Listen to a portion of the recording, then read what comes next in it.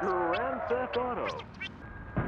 Welcome to Checkpoint Rewind, where I'll be taking you back through the gaming ages and taking a look at some of our favourite and most loved iconic games from over the years. Today's game is the original Grand Theft Auto. which was released back in early October 1997.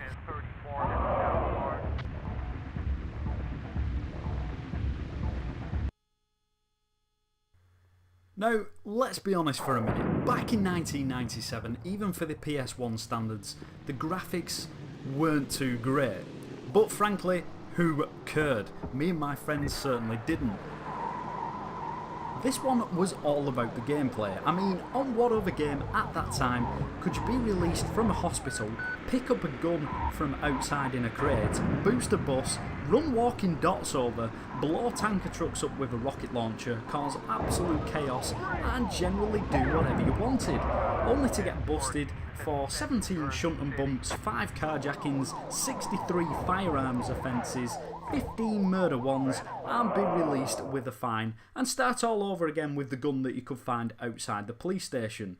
Games just weren't like this. It was new and we loved it.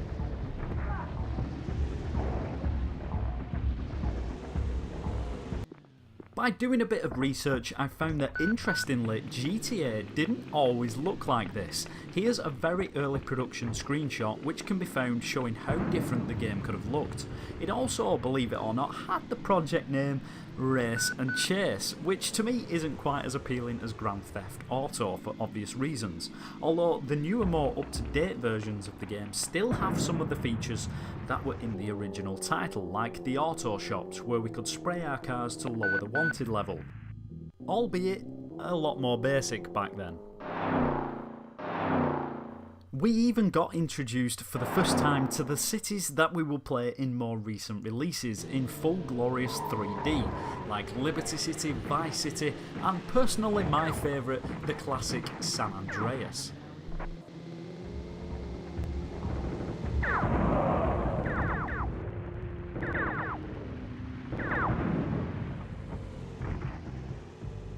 There were indeed some quirky bugs and glitches with the game, like in this footage as I'm stood on top of the bridge, the cop just seems to run around underneath my player. It's also known that at one point the developers had trouble getting the game to load, even just to test it during development, but it was in fact a coding bug that saved the game from being canned.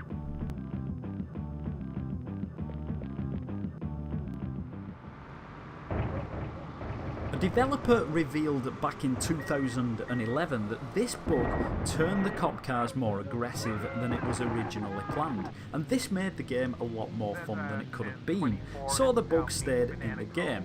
Pretty cool stuff.